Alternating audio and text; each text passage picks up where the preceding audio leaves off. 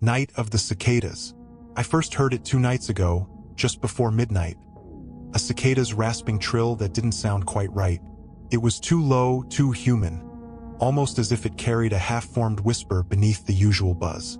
I was on my grandmother's porch, rocking in her old wicker chair as the moonlight revealed 1,000 tiny wings fluttering in the dusk. She had always warned me that every few years, a new brood hatched with a bizarre tone to their mating song, driving some of the townsfolk to the edge of sanity. I'd laughed at her stories as a child, but now, the sound carried a strange resonance that made my chest tighten. It felt like the hum was burrowing into my ears, igniting a deep sense of unease I couldn't shake off. That night, even the usual chorus of bullfrogs and crickets fell silent, as if paying homage to this haunting new voice. By dawn, news trickled through our small community. Neighbors had complained of insomnia, headaches, and disturbing dreams. One man, Mr. Hopkins down the road, reportedly stood in his backyard all night, swaying as if in a trance, his eyes rolled back. When questioned, he spoke only in murmurs about an ancient presence stirring beneath the ground. My stomach knotted with dread, remembering the hush that followed the cicada's groan. Whatever was happening, I felt certain it had only just begun. I thought of my grandmother's words, spoken in hushed tones by the fire.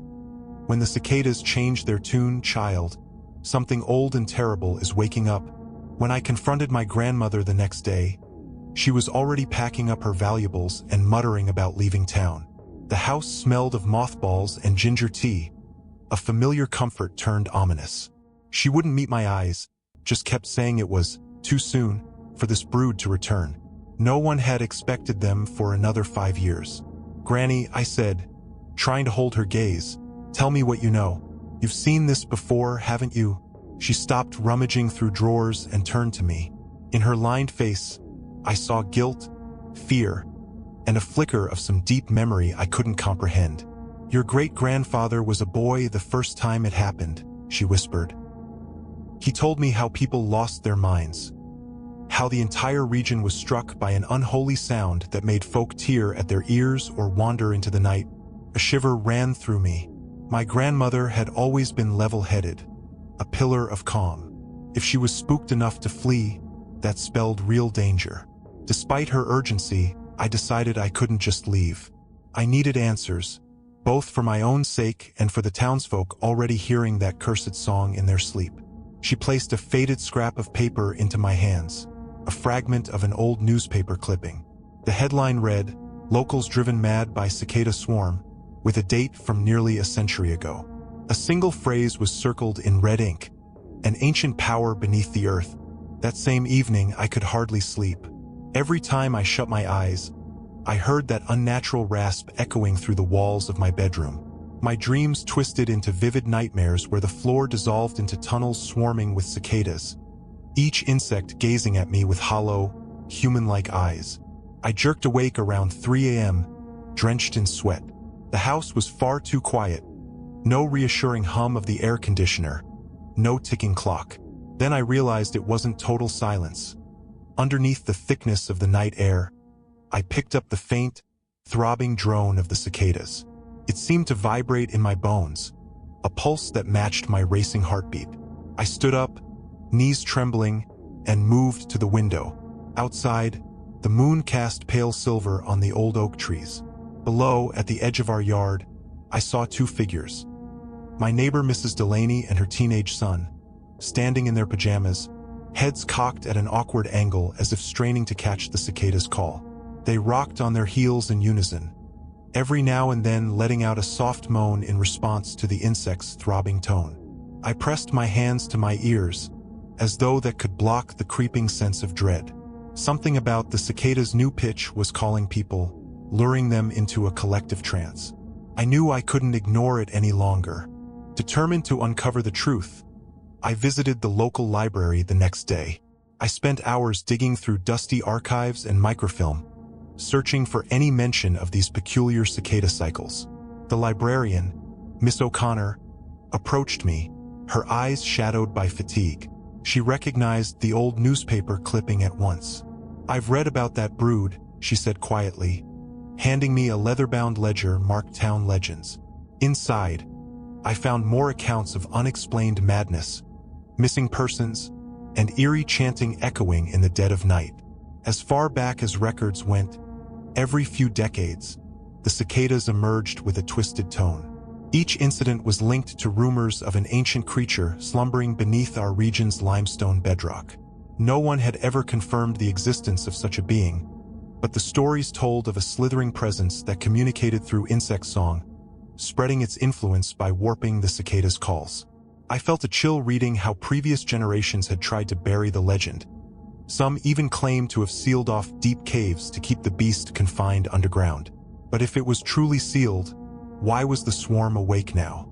And why did its tone feel so much more invasive, as if it had grown bolder with each passing cycle? That evening, the town's unease escalated. Reports streamed in of people wandering the streets, responding to voices only they could hear. Others barricaded themselves in their homes, complaining of migraines and muffling their ears with cotton or headphones. Still, the cicada chant seeped through doors and windows.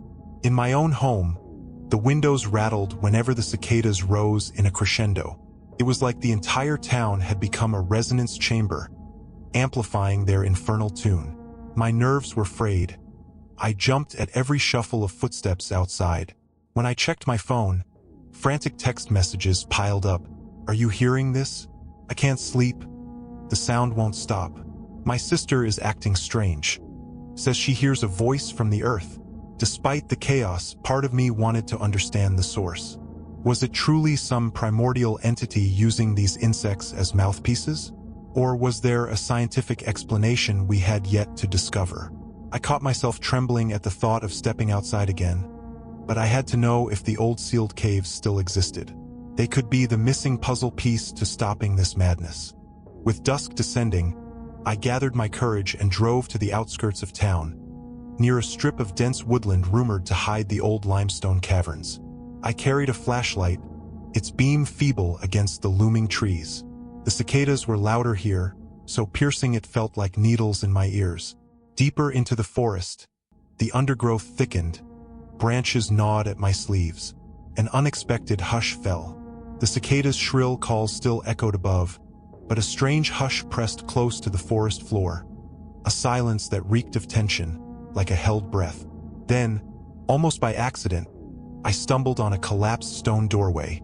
Beneath a tangle of moss and roots, cracked signage read, "Keep out by order of Town Council, 1934.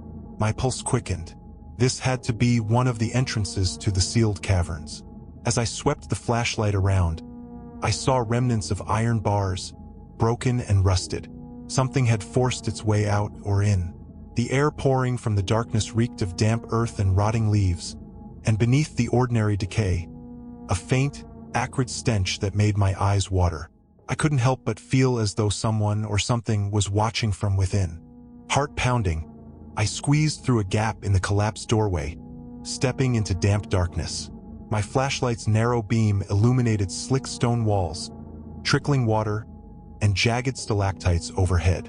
Each step echoed with a hollow thud, as if the cavern itself was a living lung, inhaling my presence.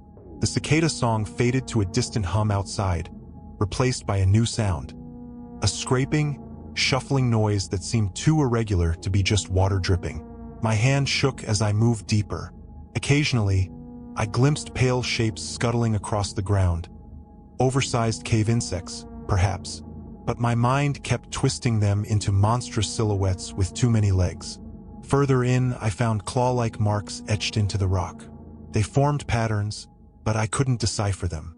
They looked ancient, as though left by a civilization lost to time. I nearly screamed when a shape darted behind a craggy boulder. I clicked off my flashlight out of sheer panic. For a moment, I stood in total blackness, heart hammering in my ears, until I forced myself to breathe and switch the light back on. No sign of any living creature remained. Yet I felt certain I wasn't alone. Something was moving in the darkness, anticipating my next step.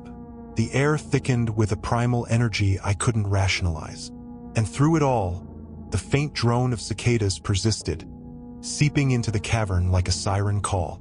Trembling, I ventured further until I reached a wider chamber. My light revealed old wooden beams, half-collapsed, and scattered remnants of tools. Evidence of an abandoned mining operation. Every surface glistened with a thin layer of wet mineral deposits. Suddenly, I heard a voice, low and garbled. At first, I thought it might be water echoing against the walls. But then it formed a word, my name. My knees went weak. I swung the flashlight around, half expecting to see a lost hiker or a search party. But no one appeared. Then came a second voice, different yet similarly distorted. It hissed unintelligible phrases that sent chills down my spine, as though someone spoke from behind an invisible veil. I recalled the library's warnings about an entity that spoke through its domain, using insects or echoing caverns to carry its message. Despite every instinct screaming at me to flee, I stepped forward. The beams overhead sagged, groaning under decades of neglect. My heartbeat thundered as the voice repeated my name. This time, a perfect imitation of my grandmother's shaky tone. Tears prickled my eyes. I had no idea what to believe. Was I hallucinating, or had something truly dreadful learned to mimic her voice? The voices escalated, overlapping each other in a maddening chorus. Fragments of familiar phrases floated through the gloom. Words from childhood, half-remembered lullabies, and random bits of local gossip. It was as if the cavern was rifling through my memories, parroting them back in a grotesque display. I pressed myself against a rocky wall, hands clamped over my ears, but the sound seemed to penetrate my skull. I wondered if this was how the townsfolk felt when the cicadas invaded their minds, twisting thoughts and snatching reason.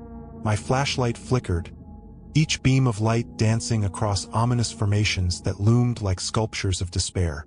I struggled to maintain composure, forcing myself to think logically. If the tales were true, the entity beneath our town somehow fed on fear, channeling its influence through the insects. The cyclical madness was a byproduct of its awakening. Perhaps the caves amplified the phenomenon, serving as a conduit for its voice. Summoning courage, I spoke aloud. Just a single word. Why? The echoes carried my voice, warping it until I no longer recognized it as my own. But for a fleeting instant, the other voices paused, as though startled by my audacity to speak. In the sudden hush, I felt an intelligence stirring behind the walls, ancient and unspeakably hungry. The cavern walls rumbled. A low tremor ran through the floor, sending pebbles skittering. The sudden shift in the air told me something huge was moving in the depths beyond the chamber. My instincts screamed at me to run, but my legs felt like lead. An overpowering stench wafted through. It was akin to decaying vegetation mixed with sulfur, leaving a bitter tang in the back of my throat. The cicada calls outside grew in intensity, merging into a single pitch that resonated through the rock. I could feel the vibration in my lungs, as though the brood and the beast were in communion. In that moment, my flashlight caught something shifting along the far wall. An undulating mass, not exactly insect, not exactly mammal, but vaguely serpentine with chitinous plates. It pulsed with each breath, and its eyes glowed with a dull, hungry light. My chest tightened. I was witnessing the manifestation of a living legend. The air pressure changed, as though the creature was drawing in a vast breath. A dreadful thought lodged in my mind. If it roared or shrieked, or did anything to amplify that cicada tone, it might shatter my sanity the way it had done to others. I staggered backward, convinced that the slightest sound might provoke it. Desperate to escape, I turned and sprinted back toward the passageway. The walls seemed to close in, each step echoing in frantic beats. The cavern's darkness pressed against me, almost sentient. For a moment, I swore I heard footsteps behind me, but I refused to look back. I emerged at last into the night air, gasping, only to find a crowd of townspeople gathered near the collapsed entrance. Their faces were slack, eyes glazed. They vibrated in harmony with the cicada chant. The moonlight revealed twitching shadows across their cheeks, as if small shapes moved under their skin. Among them stood Mr. Hopkins, Mrs. Delaney, and even Miss O'Connor. Each wore the same haunted expression. One by one, They spoke in an eerie unison, chanting something in a language I couldn't fathom. It was primal and guttural, yet laced with the cicadas' droning melody. My heart thundered. They'd formed a ring around the entrance, almost like a welcoming party for the thing below. Were they possessed? Had they made some twisted pact, willingly or not? The effect was hypnotic, and I felt my grip on reason slip. I forced myself to look away, to block out that insidious chant. My attempt to slip past them failed. Mrs. Delaney lurched forward and grabbed my wrist with surprising strength. Her voice was a rasp, words tangled with the cicada drone. She whispered, "Join us. It beckons." A wave of vertigo surged over me, my vision darkening at the edges. My ears rang with a new pitch, higher, more insistent. Felt like a talon scraping my eardrums. I realized the creature was attempting to bridge the gap between itself and my mind, using the enthralled townspeople as vessels. My muscles locked. For an instant, I feared I'd be the next to fall under its control. Summoning every ounce of willpower, I jerked free of Mrs. Delaney's grip and stumbled backward. The ring of enthralled citizens closed in, arms outstretched. But before they could encircle me, a flash of headlights cut across the darkness. A battered pickup truck barreled into the clearing, scattering the chanting throng. It was my grandmother. She yelled at me to get in, and I didn't hesitate. As we sped away, the crowd's chant morphed into wailing shrieks that echoed through the woods. My grandmother's face was pale, her knuckles bone-white on the steering wheel. Her silence told me everything. She had feared this day for decades, and now it had come. My grandmother drove us to her old farmhouse. The place was nearly empty, everything already packed. We sat at her rickety kitchen table under a single flickering light bulb. She poured us both tea, hands shaking. "Child," she began, voice trembling, "there's always been talk of a ritual, a way to force the creature back into its slumber. The old folks never detailed it, but I've picked up pieces over the years." She slid a small notebook across to me. Inside were scribbled notes, half in English, half in archaic symbols. Her theory was simple but terrifying. We had to close off the newly broken seal in the caverns, and in doing so, break the cicada's connection to the creature. According to her notes, an ancient incantation, passed down by our ancestors, had to be recited at the cave's deepest point, near the creature's lair. The problem was that no one knew if the incantation was complete or if performing it might unleash something worse. I glanced at my grandmother, exhausted lines etched into her face. She looked at me with eyes full of regret and resolve. "You don't have to do it," she whispered. "We could leave. Let the authorities handle it." But we both knew no one would believe us in time. The madness was spreading too quickly, and the cicada's dreadful song was only growing stronger. Determined, I spent the next few hours memorizing the fragments of incantation. My grandmother paced the hallway, phone clutched tight, but no call could summon help in time. The lines were jammed with panicked messages or eerie static. Outside, the cicada chorus reached fever pitch, rattling windows and sending waves of nausea through me. We gathered what supplies we could: flashlights, spare batteries, rope, and a small jar of salt, an old folk remedy said to keep spirits at bay. My grandmother retrieved a tarnished locket from her belongings and pressed it into my hand. "Your great-grandfather wore this when he first confronted the brood," she said. "It didn't save him, but maybe it'll watch over you." That simple statement sunk my stomach. Great-grandfather had survived, but not without scars that haunted him for decades. I tried to steel my mind against the images conjured by his warnings. My grandmother and I locked eyes, bracing ourselves for the horrors we'd face in the cavern's depths. Outside, the sky was pitch black, no moon or stars visible through thick, swirling clouds. It was as if nature itself held its breath, waiting for the next dreadful act in this ancient drama. We drove back to the cave entrance, uncertain if the enthralled townsfolk would still be there. The night seemed darker than before, the cicada drone sharper. My grandmother's hands shook on the steering wheel as she parked the truck, headlights cutting through the forest gloom. To our relief, the clearing was empty. The collapsed doorway gaped like an open wound in the hillside. Together, we forced our way inside, flashlights guiding our path. With every step, my stomach coiled tighter. I half expected an ambush, but only dripping echoes greeted us. As we descended, the chanting from outside faded, replaced by a thrumming pulse in the air. My mind reeled. It felt like the cave was alive, each step drawing us closer to the heart of something monstrous. My grandmother leaned on me as we navigated broken beams and slick stone corridors. She coughed, wincing at the stench, like rotting moss and scorched metal. Soon, the passage widened into the same chamber I had discovered.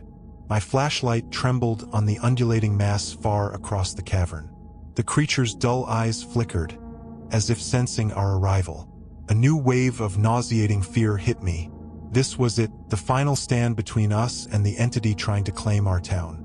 I steadied my grandmother while she unfurled the notebook, her voice quavering as she began chanting the incantation's opening lines. The ancient syllables sounded jagged and unnatural, scratching at the air. My flashlight cast wild shadows across slick walls, and for a moment, I thought I saw faces contorting in the rock. The cicada drone, previously muffled, flared as if in protest. A gale-like wind whipped through the cavern, howling with the stench of decay. The creature's form shifted, rattling its chitinous plating. A guttural hiss erupted from its throat, echoing so violently I feared the cavern would collapse. My grandmother's voice wavered. She gasped, one hand grasping at her chest. I grabbed her arm, lending support. Summoning courage, I took over the chant, forcing my tongue around the foreign words. Each syllable felt like a dagger scraping my throat. But as I continued, I sensed the creature's rage intensify. It shrank back slightly, as if repelled by the incantation's power. A sickening noise reverberated around us, like splitting bone and twisting metal. The walls groaned. Cracks appeared in the stone overhead, raining dust and pebbles. We were running out of time, trapped between the beast and a potential cave-in, our only weapon a half-forgotten ancient ritual. Even as rocks tumbled from the ceiling, I pushed forward with the chant. My grandmother collapsed to her knees, adding her voice in frail harmony. The temperature in the cavern dropped abruptly, our breaths fogging in the flickering flashlight beams. Suddenly, a wave of darkness spread across the walls, not simply the absence of light, but a crawling shadow that snuffed out every beam. My flashlight flickered before extinguishing completely. We were plunged into a void lit only by the creature's dim, monstrous eyes. In that terrifying darkness, I saw flickers of another realm superimposed on ours. Silhouettes of towering structures, alien landscapes where swarms of cicadas blurred the sky. My grandmother's grip tightened on my arm, anchoring me as I wavered on the cusp of panic. With each verse of the incantation, these visions seemed to clash and tear, as if we were ripping open the boundary between worlds. Then, from the blackness came a howling shriek that felt more psychic than audible. My thoughts splintered, and I nearly forgot the words. One slip, and the monstrous intelligence pressed closer, trying to seize my mind. But I clenched my jaw, forcing my tongue to keep moving.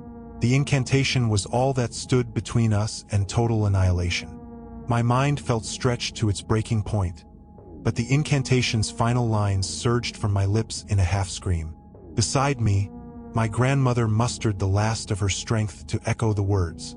The creature slammed its massive body against the cavern floor, sending ripples through the stone. A crack roared along the ceiling, and the entire chamber shuddered. Just as I feared we'd be buried alive, a blinding flash exploded from the creature's core. Brilliant white light burst forth, forcing me to shield my eyes. A rumble of energy reverberated, making every bone in my body hum. The cicada drone climaxed into a piercing shriek, and then abruptly ceased. For a heartbeat, everything was silent. The darkness returned, but it was an ordinary darkness, no longer infused with that malignant presence. I heard heavy breathing, my own, my grandmother's, then the faint rattle of pebbles settling onto the cavern floor. When I opened my eyes, the creature was gone. Only a faint outline remained scorched into the rock, like a monstrous shadow burned into a wall after a lightning strike. The cicadas outside, once so deafening, had fallen completely silent. It was as though some universal switch had flipped, and every insect voice had been cut off in unison. We hurried back through the tunnels, stumbling over debris in the dim glow of a single remaining flashlight. Every muscle in my body ached, adrenaline replaced by trembling exhaustion. Outside, the horizon showed the faintest blush of dawn. No throng of possessed townsfolk awaited us. Instead, I saw scattered figures wandering, blinking in confusion as if they'd just woken from a nightmare. Mr. Hopkins knelt on the grass, head in his hands, muttering apologies he couldn't explain. Mrs. Delaney stood nearby, tears streaking her face, repeating, "I'm sorry. I'm so sorry." My grandmother and I collapsed against the truck. We didn't speak, just watched as a muted sunrise revealed a town that might, just might, find its way back to normal. But my relief was tainted by a heavy dread. We had forced the ancient thing back into the earth or banished it altogether, yet the legend spoke of cyclical reawakenings. If it had been sleeping for centuries, who was to say it couldn't rise again when conditions were right? Still, for now, the cicadas were silent. The smell of dew-laden pine drifted across the clearing, offering a fragile promise of peace. We lingered, uncertain what to do next, aware that we might be the only ones who truly understood what had transpired beneath our feet. It's been 2 weeks since that night. The town gradually returned to its routine, the bizarre events chalked up to mass hysteria triggered by an unusual cicada swarm. Few remember the exact details. Some even claim it was all a dream. But I can't forget. My grandmother took me aside before leaving town for good. She pressed the notebook into my hands, instructing me to guard its contents in case we ever needed to perform the ritual again.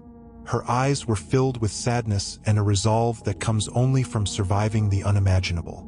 Last night, I was tidying up my room when I found the old locket. I clicked it open, and inside was a faded photograph of my great-grandfather. I thought of his legacy, surviving the brood so many years ago, just as we had now. Before I closed the locket, I noticed something odd. A faint, dull scraping on the inside metal, like insect legs skittering across a cage. I held my breath, listening. It was gone as quickly as it came, perhaps just my imagination. But the dread returned, reminding me that whatever slumbers can awaken again.